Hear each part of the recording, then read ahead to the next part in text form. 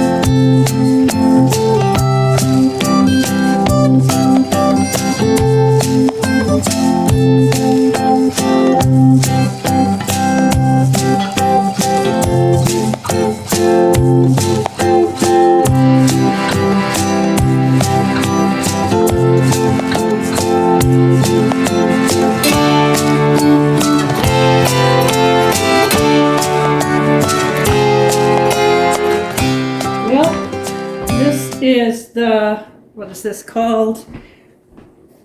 That is the Johnny Applesauce maker, is the device I am attempting to grind up my apples with. And I am going to declare this too much work. I've used 2 different types of screens for this. I've only put 1 apple in so far, and it's not doing it. I need something where I can just chop up the apples, throw it in the hopper here, grind it, and I get the apple meat, and then the seeds and the core and all of that, the skin, all come out this end. It worked really well for the tomatoes when I did those, but this is not working. Another look at the instructions, it says the apples should probably be steamed. Well, you know what? I don't need that kind of, I can put my apples in the old-fashioned apple corer thing, and it goes real fast. This is a pain in the butt, plus cranking this thing takes a lot of energy, and I'm not going to do that. So I'm going to take this down, and we'll start again, and I'm just going to go down to the big pantry and get my old-fashioned apple corer peeler slicer thing that works a lot better than this. Well, I've decided to revert to the old-fashioned, since the 1800s, apple coring machine. So this thing, you stick the apple in on the side and just start turning, and it peels, cores, and slices the apple really, really fast. So that's what I'm going to do. And just like that, it attaches to the counter. So I need to bring this part, the prongs, all the way back. Good. Stick the apple in. Try to find the same holes they were in before. All right. Stick it in, and then it goes forward. And this automatically adjusts. You can loosen it or tighten it depending on the apple size.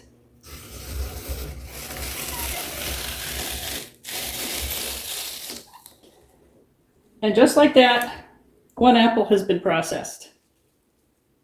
There are some bits of skin on still. I'm not going to worry about that. I might take, maybe that much off. And I might come back with a peeler and get some more of that, but this just like took me seconds, and I can just throw it in the pot and start cooking it down. Whereas that other machine, I was probably messing with that for a good half hour and got nowhere at an alarming rate. So the old-fashioned gets my vote every single time. So I'm going to get my peeler, do a few other things, and we'll do the next apple. Let's do a few more apples, and then I'll go off camera and finish this up. I'm doing the Honeycrisp this morning first, just because I want, well, it's my favorite, but just because I don't want to mix it with any of the other apples, because, here I go again, because it is so, it provided a really unique flavor for my applesauce last year. So I want to just keep it separate and do the other 2 apples together. The other apples I have are Spy and Empire. There we go. So I'll just do a few more of these and then go off camera and finish the rest. So all of these great peelings, just a tiny little bit of apple on them. I'm holding them in a bowl because what I'm going to do with those when I'm done here is make apple vinegar out of that. It's not apple cider vinegar because it's not being made out of apple juice. It's going to be apple vinegar. And I made it last year, and it's a beautiful pink color and very much has a taste of apples in it, but it has a really excellent flavor and much better than the Mrs. Bragg's that we get at the grocery store. So I'm going to go ahead and just do crosswise cut, another crosswise cut, just kind of like that, and into the pot it goes. How easy is that? And of course the little scrubbings, the cook gets to eat. So I'll do maybe 1 more and then go off camera and finish this up, and I'll get back with you once the apples are all in the pan and starting to cook down.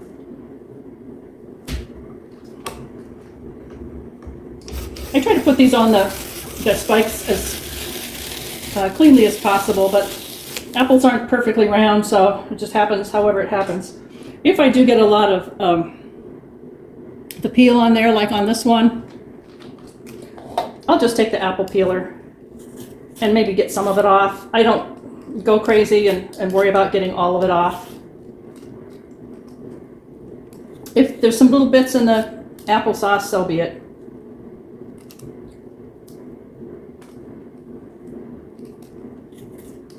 All right, and most of the time I will take both ends.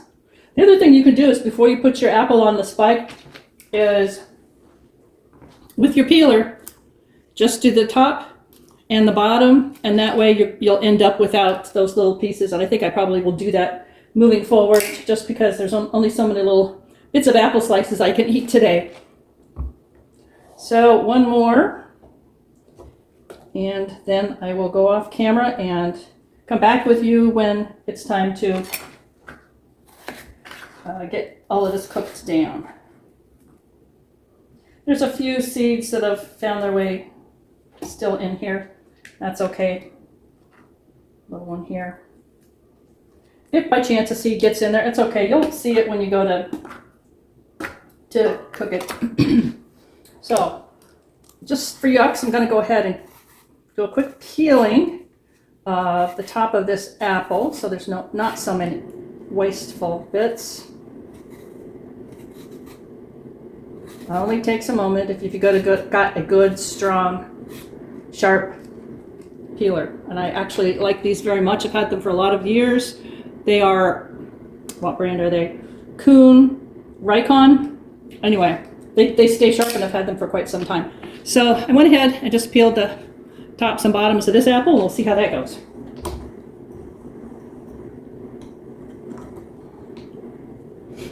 It'll probably be a lot more effective. Not so many little bits to find something to do with. And pull it on as straight as you can.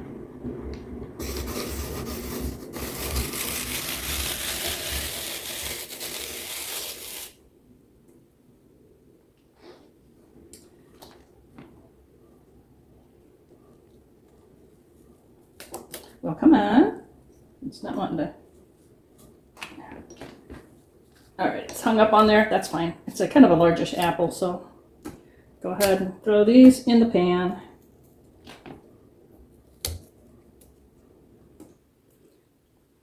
A little more clean on the ends. The other end was very clean. It just that it didn't take it all the way through. It's a large apple and kind of got hung up on it, but I'm going to peel some little bits here.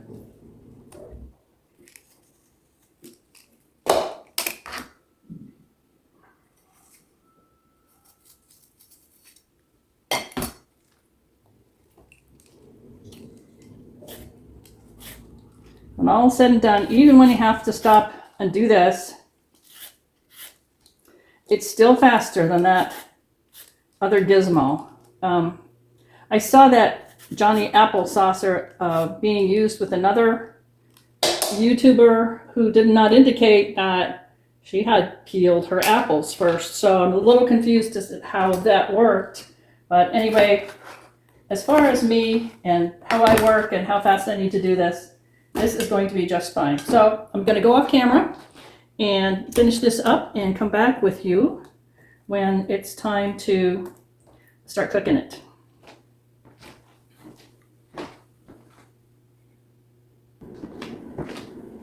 If by chance you're wanting to do this today and you don't have anything like this, you know what?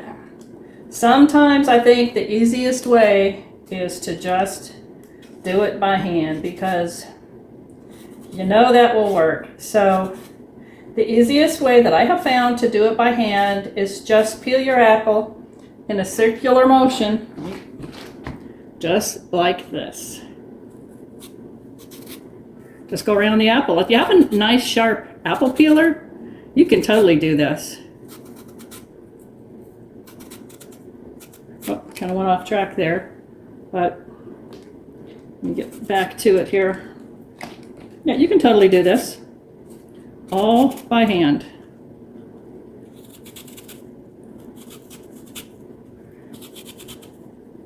And sometimes the amount of time it takes to mess with the gadgets, you could have done all of this in the first place. So I just have a little bit left here.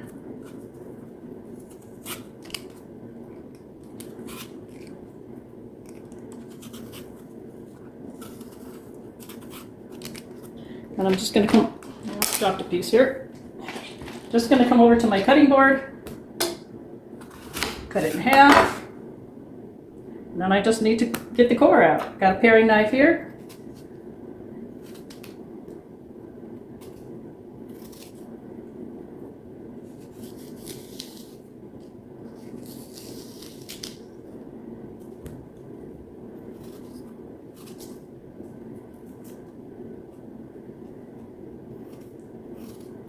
You probably hear my dishwasher there in the background.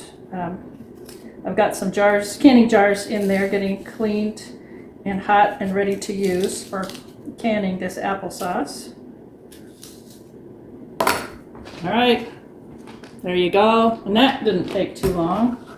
And then just kind of slice it up. You don't need to do anything more than that, because as it starts to cook, it's going to start getting soft. Now, I've already put my pan on the stove here, and I've got the heat going underneath it. So again, I'm going to go back to working on these apples, and at least the pan has gotten started now heating to cook these, so I'm not up at midnight still working on all of this.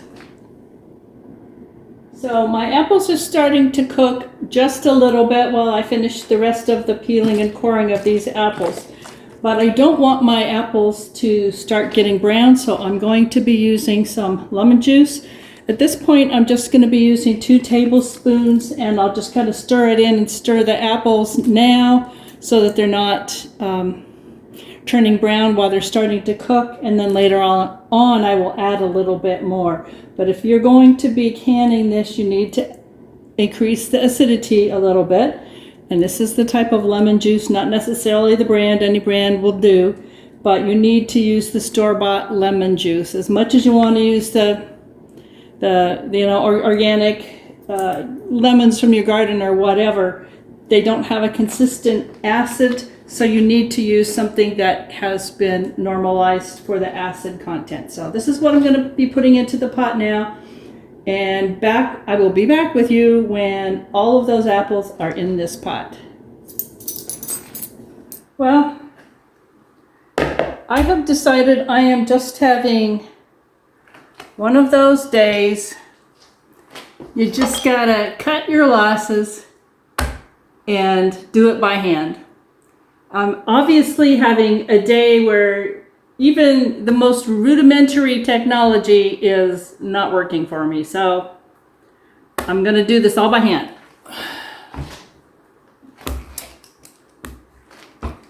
The amount of time, even with that old-fashioned thing, it keeps getting hung up.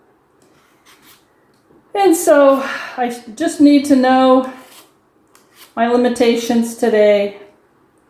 I think I'll just put on some nice music and maybe make a cup of tea. And when my husband gets back from doing his outside chores, just ask him to take care of lunch, walk the dog, whatever.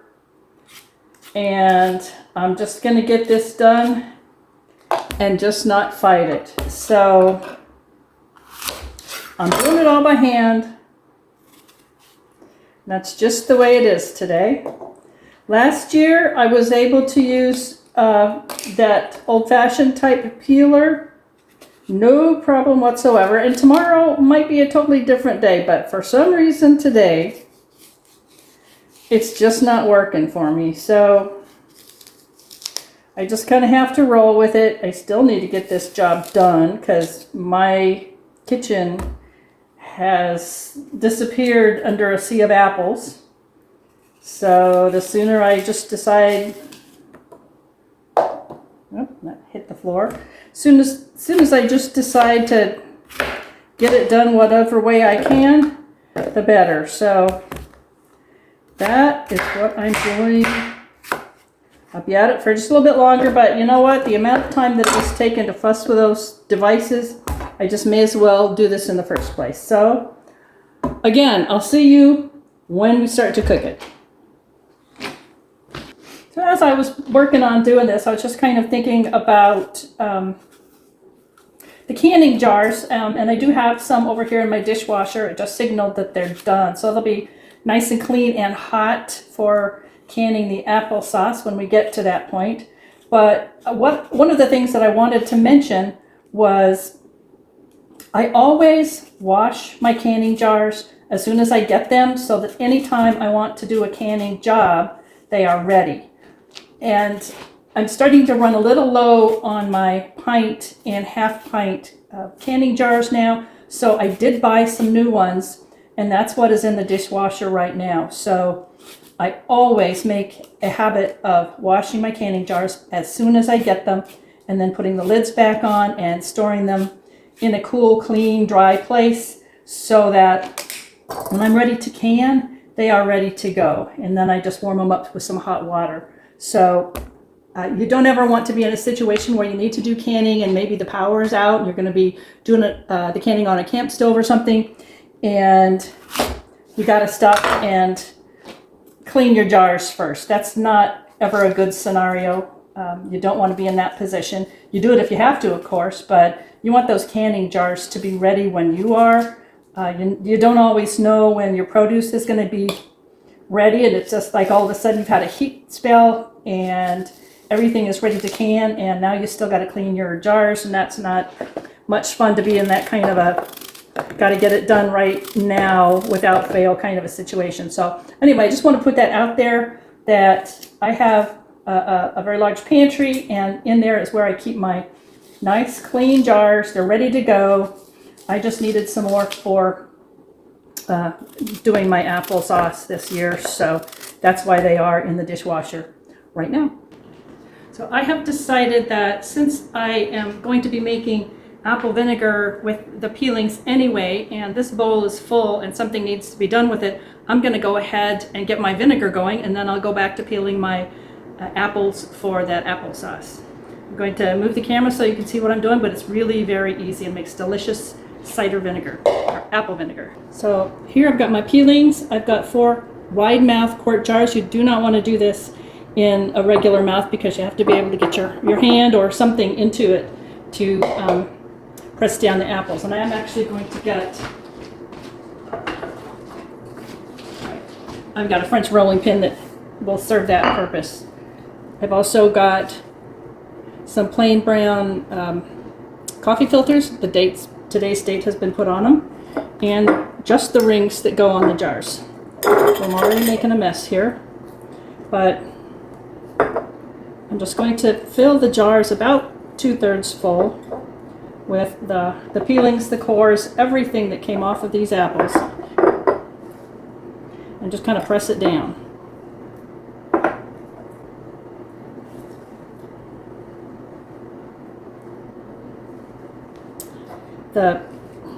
Depending on the color of the apple peels, you could end up with a beautiful pinkish color to this apple vinegar when it's done.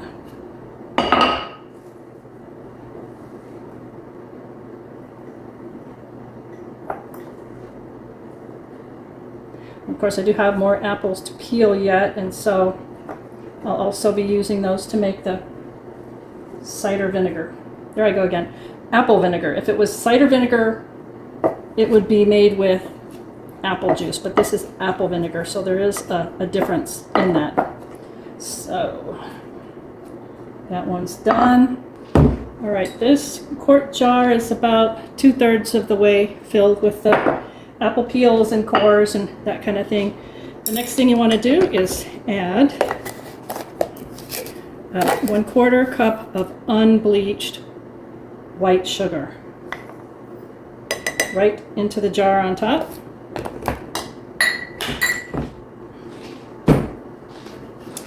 Then you're going to fill it with clean tap water. If you have municipal water and there might be things in your water such as chlorine, you don't want to use that, then you'll need to just use some bottled water. So now I'm just using a non-metallic implement to just kind of mix the sugar in. Just kind of press everything down. This one is a bamboo chopstick. All right, that is pretty much all you do. Take a coffee filter. I use the band to hold it in place.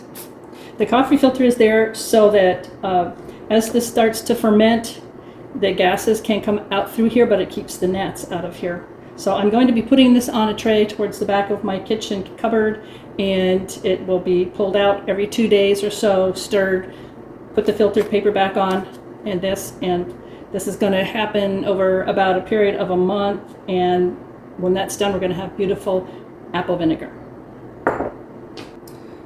So I'm on my second jar here, and I think what I will do is make a separate video on how I manage this process so that you see it from beginning to end. So look for that. And yeah, there we go. That's pretty good. Might a wee bit more.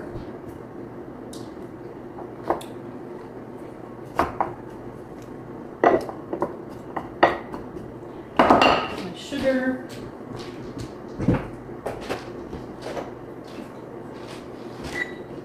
Again, this is 1/4 cup, nothing that is bleach. No bleach in the water, no bleach in the sugar, because that will interfere with the fermentation of your apple vinegar.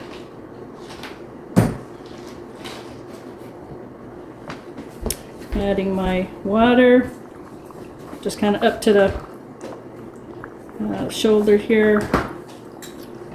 Might have to add a little bit more as the bubbles go through it. The water level goes down a little bit as all of those air bubbles come out.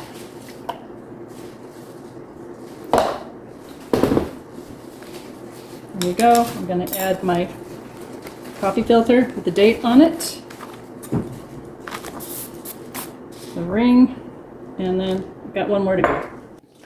Finally, all the apples are peeled, and I have been adding them to this pot as I go. So some are already quite mushy, and I'll get this close so you can kind of see. Some have actually already turned into applesauce, and others were just put in the pot.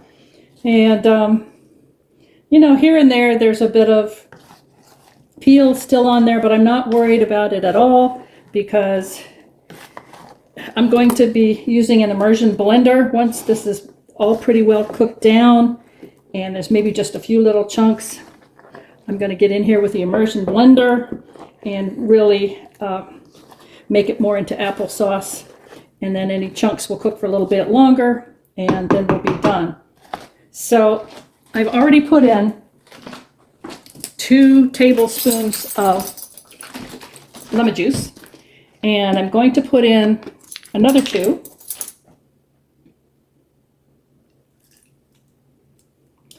Now this recipe that is in one of the ball canning books that I've got, and this was a recipe for 12 pounds of apples. This is a bit more, I would say, but we'll just kind of go with it. That particular recipe actually called for 3 cups of sugar, which was optional. You don't have to put 3 cups of sugar in, but that just seems like a lot of sugar. I like a little bit, but not a lot. So this is that unbleached sugar, and I'm going to add 1 cup, not 3. This is how I did it last year, and it turned out perfect.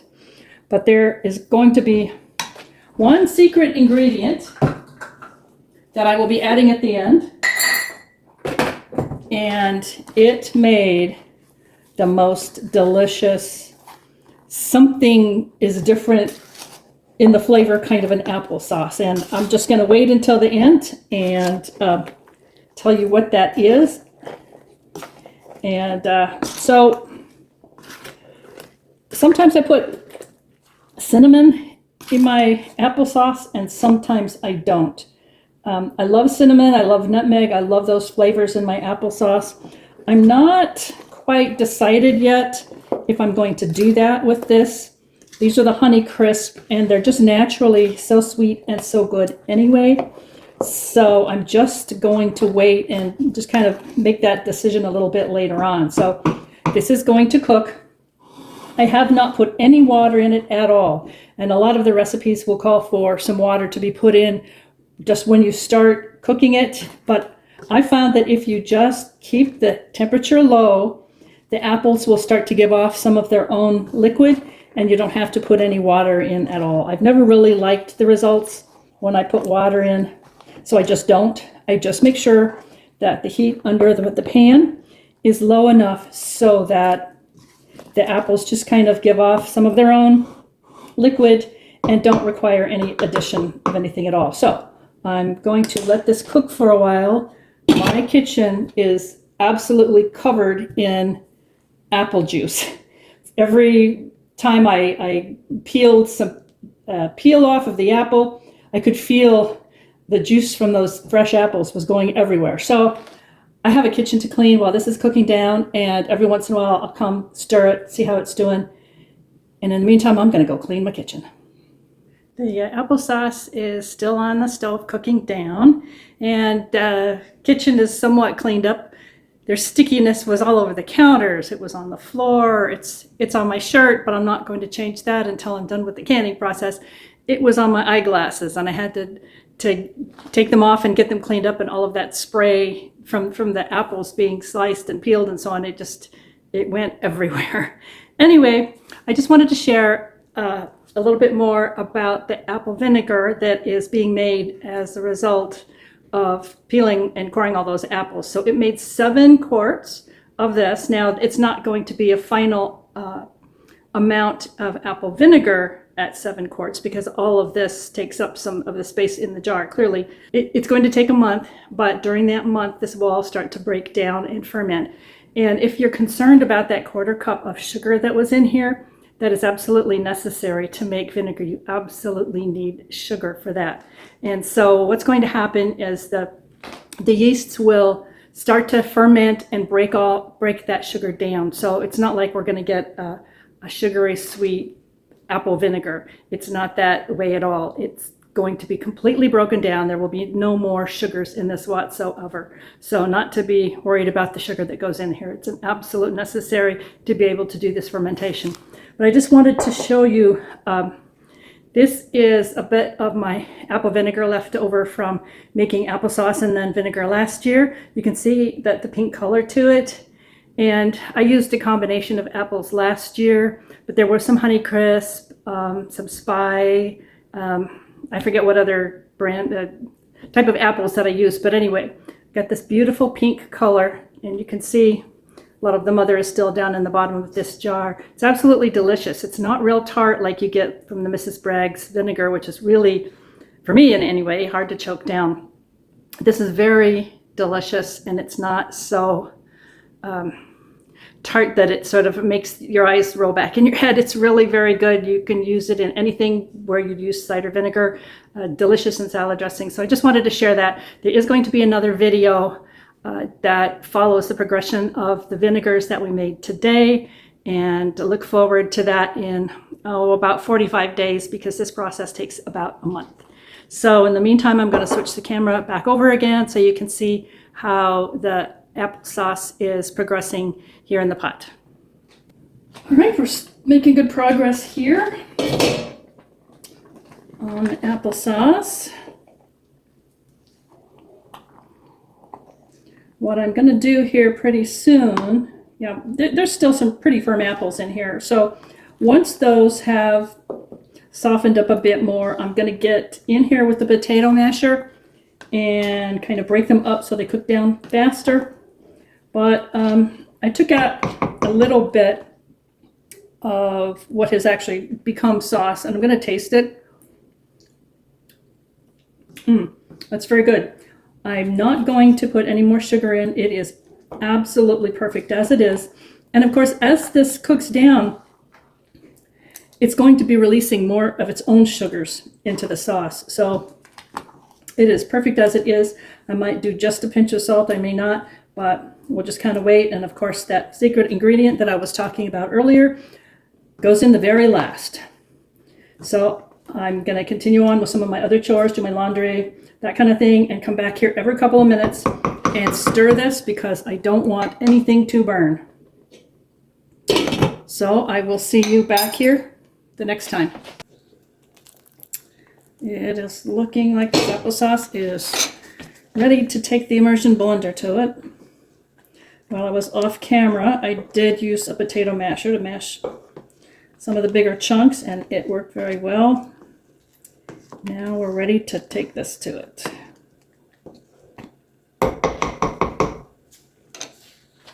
This is my immersion blender.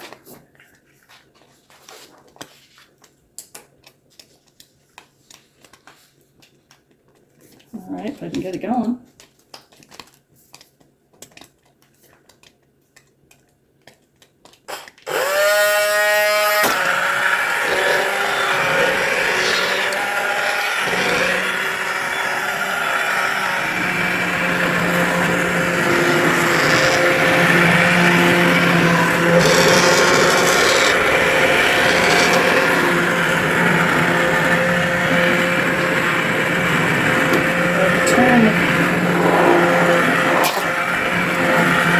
Heat off while I'm doing this.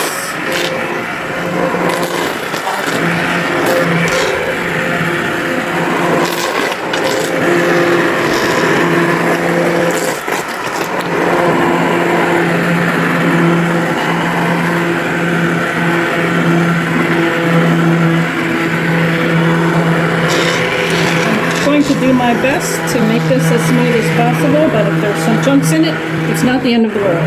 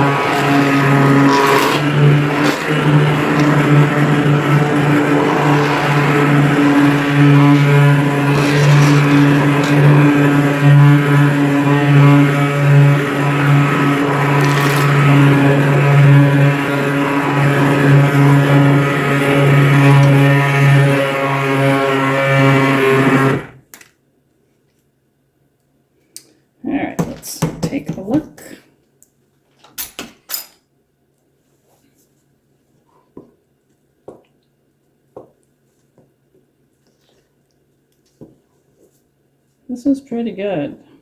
If there's any chunks, there's not many. Okay, it's time for that secret ingredient.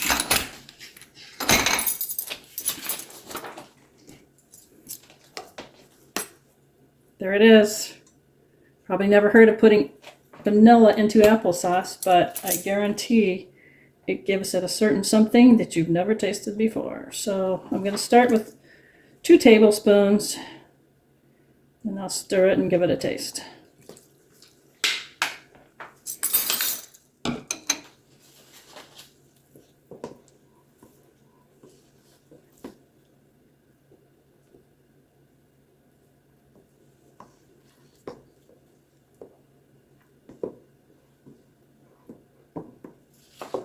I've never actually heard about doing this, but it was just one of those things that came to me last year, and it made the best applesauce ever. Oh, here's a little chunk. I'm just going to pull it out.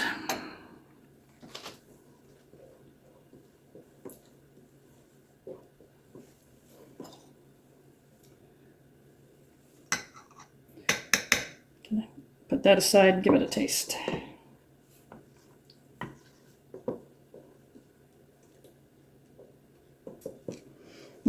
Really smells good. Oh, here's another little chunk. All right, I'm going to give this a taste. I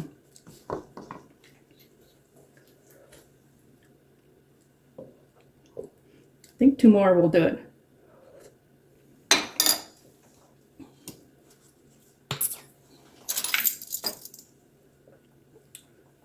So that would be a total of 4 tablespoons of vanilla.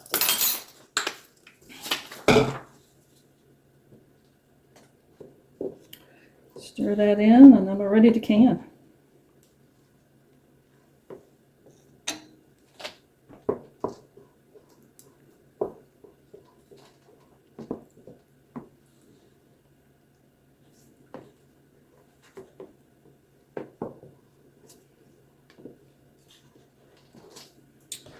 There's another little lump.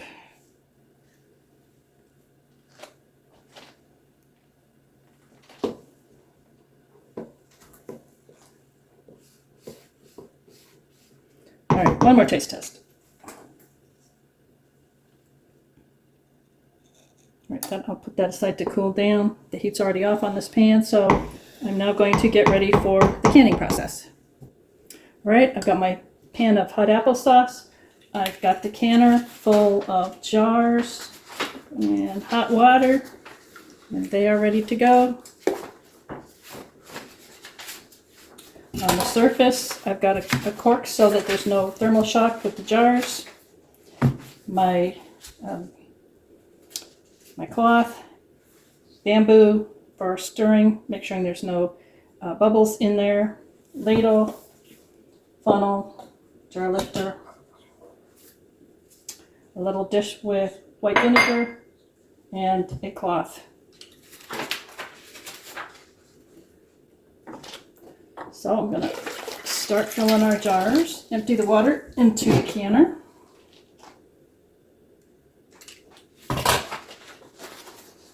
And the funnel. And start filling the jars. These jars are supposed to be filled no more than 1/2 inch from the very top rim of the jar. I always go a little bit less than that. It helps to prevent any siphoning. That's almost 1 inch. Okay, I'm going to moisten the cloth with vinegar, clean the top of the jar, add my lid,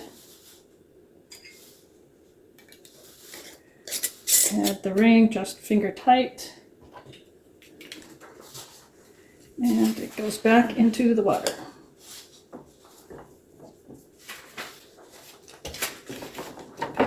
Put the next jar, empty the water into it.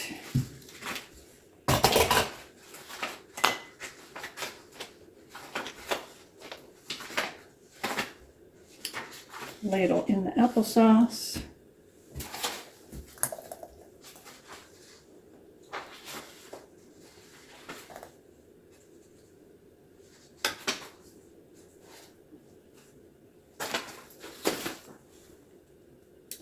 All right, that looks good. Clean the top. Add my lid.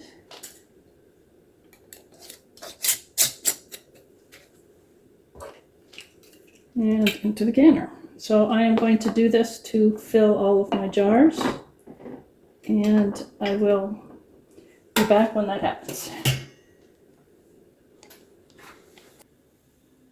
All the jars have been filled with applesauce, and now it's time to put the lid on, turn up the heat, and as soon as it comes to a full boil, we'll start counting 20 minutes. Sounds like we're ready to start timing. Close. Not quite yet. I'll show you what that looks like. It needs to be a more brisk boil before we start our countdown for 20 minutes. Back in about 2 to 5 and it should be ready. All right, here is the brisk boil I'm looking for.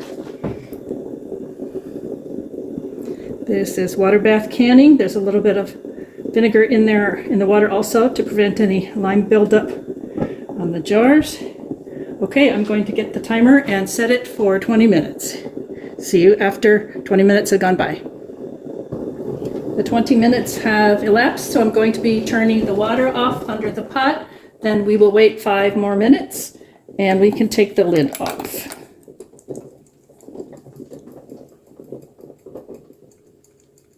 Our 5 minutes of waiting are up. And we'll take the lid off. And I'm just going to let these sit for a little while. I have found I have less problems with siphoning if I just leave jars sit for a while, get used to the lower temperatures, and then the siphoning doesn't occur. So I'm going to set this for another 20 minutes. I'm just going to let it sit. You don't have to. According to instructions in the books and everywhere, once you've taken the lid off, you can remove it, but I have a less problem if I'm just not in a hurry and I let them sit in the hot water for a while. Let it cool down slowly.